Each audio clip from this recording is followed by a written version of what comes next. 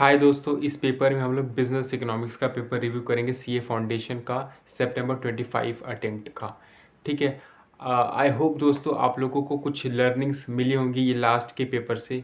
वो मैं लर्निंग्स बताने की कोशिश करता हूँ। पॉइंट नंबर 1 दोस्तों, आईसीआई हमेशा मेंटली गेम खेलता है, और जो कि उसने पहले पेपर से खेलना शुरू कर दिया था। और जो बच्चे अभी तक टिके थे एग्ज़ाम में, उनको समझ में आ गया होगा कि आईसीआई एक्चुअली कैसे पेपर को बनाने की कोशिश करता है।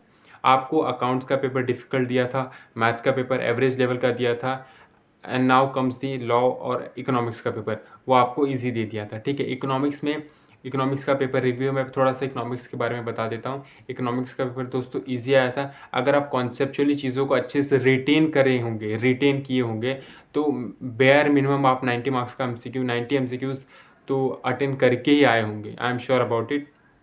और अगर आप एवरेज कैटेगरी में भी आते हैं, कि आपने इकोनॉमिक्स को ओके तरीके से बस पढ़ के गए थे ना, तो भी आप 75 टू 80 मार्क्स का तो डेफिनेटली एमसीक्यूज अटेंड किए होंगे।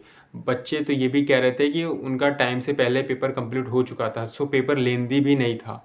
ठीक है। इकोनॉमिक्स का पेपर, सो इकोनॉमिक्स के पेपर से मुझे ज़्यादातर चांसेस लग रहा है कि आप सबके जिसके भी स्ट्रीम पे आप लोग कह रहे थे ना कि भैया एग्रीगेट का बहुत इशू आएगा, तो आई होप इस पेपर से आपके एग्रीगेट का इशू सॉल्व हो गया रहेगा। और अगर आप 65 टू 70 मार्क्स स्कोर कर रहे होंगे ना इस पेपर से, इकोनॉमिक्स के पेपर में, जो कि आप मोर और लेस आप सब लोग कर ही जाएंगे, तो आप देख लेना आपको एग्रीगेट में कोई भी दिक्कत नहीं आएगी। देखो दोस्तों, आईसीए ने अकाउंट्स का पेपर डिफ़िकल्ट क्यों बनाया था? क्योंकि वो पेपर 1 था। अगर वो मेंटली आप लोगों का सारा प्रेशर पेपर 1 को अगर हार्ड बना देगा ना, तो आपके दिमाग में ना मेंटल प्रेशर बिल्ड होना शुरू हो जाएगा। उसने उसके बाद लॉ का पेपर ईज़ी दे दिया। फिर मैथ्स का पेपर एवरेज लेवल पे दिया कि थोड़ा-सा डिफ़िकल्ट बना देते, थोड़ा-सा। एलआर के क्वेश्चंस को बहुत ज़्यादा लेंदी बना दिया था, स्टैटिस्टिक्स के क्वेश्चंस को, केस बेस्ड क्वेश्चन को बहुत ज़्यादा लेंदी बना दिया था। तो इसकी वजह से आपको मैथ्स का पेपर भी एवरेज लेवल का लगा। उसके बाद आ जाता है इकोनॉमिक्स का पेपर, उसमें आपको एग्रीगेट बनाने का मौका भी दे दिया था। तो मैं इसीलिए आप लोगों को कह रहा था कि लास्ट पेपर तक प्लीज़ सर्वाइव करिए, अपने आप को कैसे भी मोटिवेट करके लास्ट पेपर तक रुकिए।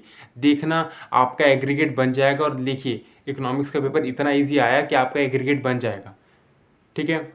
सो अभी आप लोग आराम से स्ट्रेस लीजिए। 1.5 मंथ्स का टाइम है। मैं आपको कहता था कि मैं आपको बराबर बताऊंगा कि आपको स्ट्रेस कब लेना है। So this is a perfect time. आपको रोना है अकाउंट्स के लिए, आपको रोना है मैथ्स के लिए, प्लीज़ रोइए, कोई दिक्कत नहीं है। 1.5 मंथ्स का टाइम है। आपको सोना है, सो जाइए, कोई दिक्कत नहीं है। सो आपको जो करना है आप करिए। आई होप आपका पेपर क्लियर हो जाए सीए फाउंडेशन का सितंबर 25 में, और आप इंटर में आए। ठीक है। और जो बच्चे ना दोस्तों कॉन्फिडेंट है आपके अपने एग्ज़ाम के रिजल्ट के रिजल्ट, वेदर अगर आप पास होंगे तो आप 1-2 हफ्ते बाद आप सी इंटर की प्रिपरेशन शुरू कर सकते हैं 1 अक्टूबर से।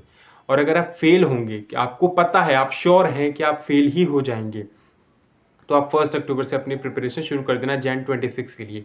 और जो बच्चे 50-50 हैं बीच में कि हम पास भी हो सकते हैं और हम फेल भी हो सकते हैं, I am not sure about it, थोड़ा सा अगर भगवान ने रहम दिखाई तो हम पास भी हो जाएंगे, तो आप लोग क्या कर सकते हैं, आप लोग 1-2 सब्जेक्ट शुरू कर देना। ये सी एंटर का पूरे सब्जेक्ट को शुरू मत करना, और क्लासेस मत लेना। ठीक है। क्लासेस लेने की आपको ज़रूरत नहीं इस पॉइंट ऑफ टाइम पे, क्योंकि आपका रिजल्ट कुछ भी हो सकता है।